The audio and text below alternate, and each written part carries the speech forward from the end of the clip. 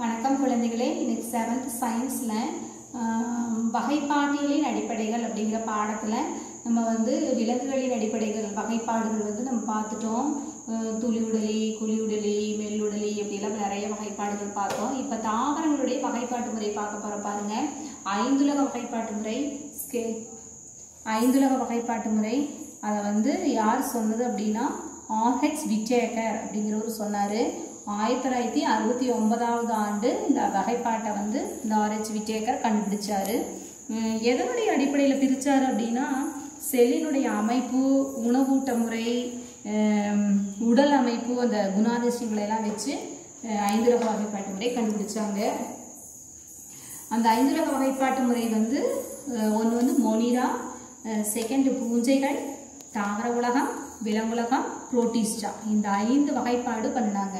First Monera அப்படிங்கிறதுல prokaryote செல்கள் எப்படி இருக்குன்னா ப்ரோகேரியாட் செல் அமைப்பு. ப்ரோகேரியாட்னா உங்களுக்கு தெரியும், ஆரம்ப நிலை நியூக்ளியஸ், அதாவது உட்கருதுல இருக்காது, அப்பதான் வளர்ச்சி அடைஞ்சிட்டு இருக்கும். அதை தான் ப்ரோகேரியாட்னு சொல்றோம். அதுக்கப்புறம் பிற ஊட்டு முறை, அதாவது மொனிரால பச்சையம் இருக்காது, அதனால என்ன பண்ணுவோம், தனக்கு தேவையான உணவை தானே தயாரிக்க முடியாது, அதனால அது பிறசார்பு ஊட்டமுறை அப்படிங்கிறது. எடுத்துக்காட்டு பாக்டீரியாவும் நீலப்பசும்பாசி எடுத்துக்காட்டு மொனிராவுக்கு. உங்கள் புக்கில் படம் கொடுத்துருக்காங்க பாருங்க. பாக்டீரியா உங்களுக்கு தெரியும், நீலப்பசும்பாசி நம்ம மைக்ரோஸ்கோப் வச்சு பார்த்துருக்கோம். பாக்டீரியா, நீலப்பசும்பாசி எல்லாம் உண்மை மாதிரியே காமிச்சிருக்கிறோம். ஓகே, அடுத்தது பாருங்க பூஞ்சைகள். பூஞ்சைகள்ங்கிறது பல செல் உயிரி, அதுவும் யூகரியாட் செல் அமைப்பு. யூகரியாட்னா என்ன சொல்லியிருக்கேன், நல்லா தெளிவாக வளர்ச்சி அடைஞ்சிருக்கும் செல் அமைப்பு, உட்கரு நன்கு வளர்ந்த நிலையில் இருக்கும், அதுதான் யூகரியாட் செல் அமைப்பு. அதை யூகரியாட்டுக்கு என்னது பூஞ்சைகளில் 3 பிரிவாக பிரிக்கிறோம். ஒட்டுண்ணி, சாருண்ணி, சிதைப்பவை அப்படின்னு. விலங்கோட உடல்கள்லையோ இல்லை ஏதாவது ஒரு உடலில் ஒட்டி வாழ்ந்துச்சு, அதுக்கு பேர் ஒட்டுண்ணி. சாருண்ணி அப்படின்னா இறந்த உடல்களில் ஒட்டி வாழ்ந்து அதிலிருந்து உணவை பெறுமானால் அதுக்கு பேர் என்னது, சாருண்ணி. சிதைப்பவைகள் மக்கி போகிறது, அதிலிருந்து உணவை பெறுவது சிதைப்பவைகள் அப்படிங்குவோம். எடுத்துக்காட்டு நாய்க்குடை காளான்.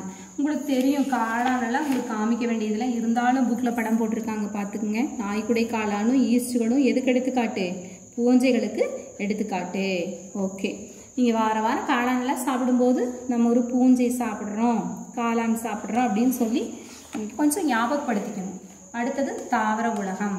3வது பிரிவு என்னது, தாவர உலகம். தாவர உலகத்தில் பல செல் உயிரி, அது யூகரியாட்டிக் அமைப்பு. ஒளிச்சேர்க்கை மூலமாக தாவரங்களுடைய முக்கியமான பண்பு என்ன, ஒளிச்சேர்க்கை மூலமாக உணவு தயாரிக்கும். எடுத்துக்காட்டு பேரணிகள். எடுத்துக்காட்டு என்னது, பேரணிகள். ஓகே, இங்கே பேரணிகள் படம் கொடுத்துருக்காங்க பாருங்க. பேரணிகள் உங்களுக்கு தெரியும், உண்மை மாதிரியே நான் காமிச்சிருக்கேன். அடுத்தது கூம்புகளை உருவாக்கும் தாவரங்கள். தனியாக ஒரு வீடியோ போடுறேன், நம்மக்கிட்ட என்னென்ன உண்மை மாதிரி அமைப்புகள் இருக்குது அப்படிங்கிறதெல்லாம் நான் உங்களுக்கு தனியாக காமிக்கிறேன் தெளிவாக. ஓகே, அடுத்தது விலங்கு உலகம். பழசெல் உயிரி. விலங்கு உலகத்தில் எல்லாமே பழசெல் உயிரிகள் தான், அதுவும் யூகரியாட்டிக் அமைப்பு தான். பழசெல்னாலே உங்களுக்கு என்ன ஆயிரும், உட்கரு இருக்கும், நுண்ணுறுப்புகள், உட்கரு சவ்வு, இது எல்லாமே இருக்கும். யூகரியாட்டிக் அமைப்பு.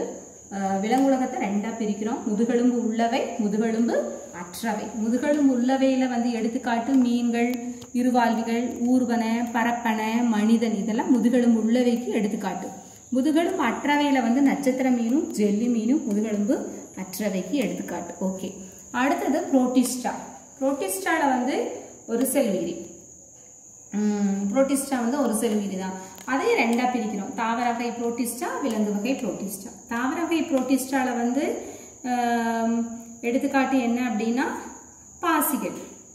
அதை ஒளிச்சேர்க்கை, தாவர வகை புரோட்டிஸ்டாக்கு முக்கியமான பண்பு என்ன, ஒளிச்சேர்க்கை மூலமாக உணவு தயாரிப்பதை. இப்போ பாசிகளை 2ஆ பிரிக்கிறோம். ஒரு செல் பாசி, பல செல் பாசி. ஓகே, அடுத்தது விலங்கு வகை புரோட்டிஸ்டால எடுத்துக்காட்டு புரோட்டோசோவர்கள். அதுக்கு எடுத்துக்காட்டு அமீபா, பேரமேஷியம். இப்போ பாருங்க, உங்கள் புக்கில் கொடுத்துருக்காங்க. அமீபா, பேரமேஷியம் எல்லாம் உங்களுக்கு தெரியும். அமீபா 6வதுலேயே படிச்சிருக்கிறீங்க. அமீபா படம் வாங்கிச்சிருக்கோம். பேரமேஷியம் இதெல்லாம் புரோட்டிஸ்டா. இதெல்லாம் என்னது, புரோட்டிஸ்டாங்கிற விலங்கு வகை புரோட்டிஸ்டுகள். ஓகே, அடுத்தது என்ன காமிக்கணும், இந்த முதுகெலும்பு உள்ளவைகள் முதுகெலும்பு அற்றவைகளுக்கு பாருங்க, முதுகெலும்பு உள்ளவைகளுக்கு மீன்கள், இருவாழ்விக்கு தவளை, அப்புறம் ஊர்வன முதலை, பரப்பன குருவி, பாலூட்டி பசு, இதெல்லாம் என்னது விலங்குலகத்துக்கு எடுத்துக்காட்டுகள். ஓகே,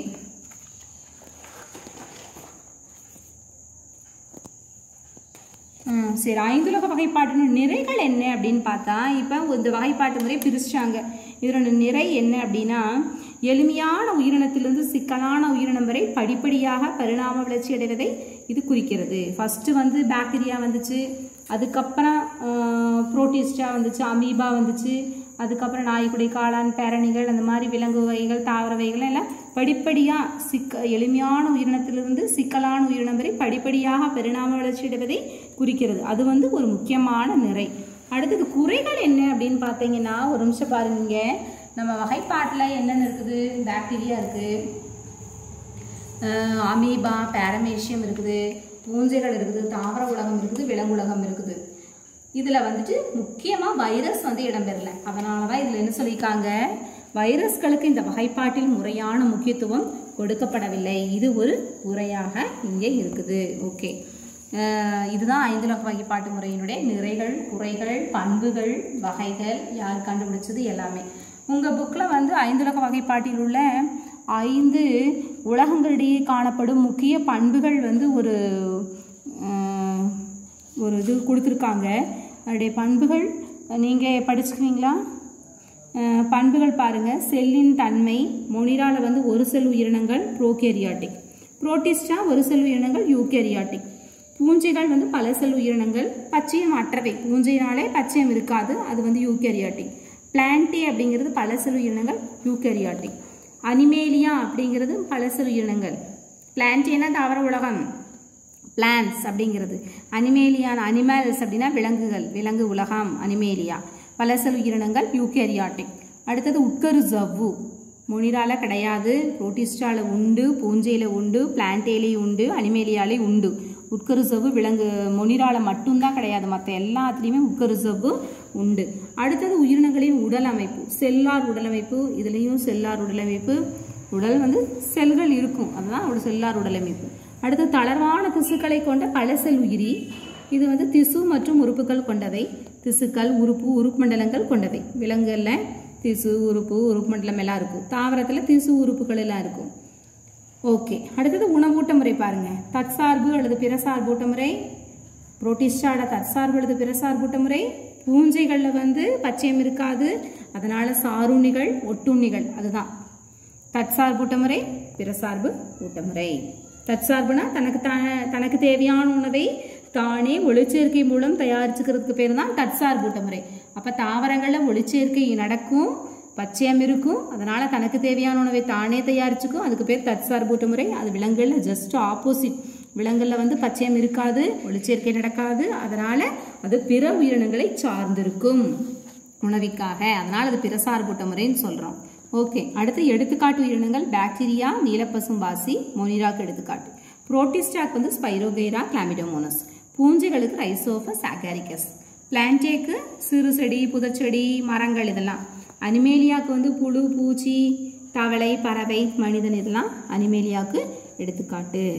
ஓகே, இதுக்கு வந்து ஒரு சின்ன கொஸ்டின் பேப்பர் நான் வாட்ஸ்அப்பில் அனுப்புகிறேன். அதுக்கு கொஸ்டின்ஸ் நீங்கள் வந்து ஆன்சரெல்லாம் இந்த வீடியோ நல்லா உற்று நோக்கி எனக்கு விடைகள் எழுதி அனுப்புங்க. ஏதாவது டவுட் இருந்தால் கேளுங்க. நன்றி, வணக்கம்.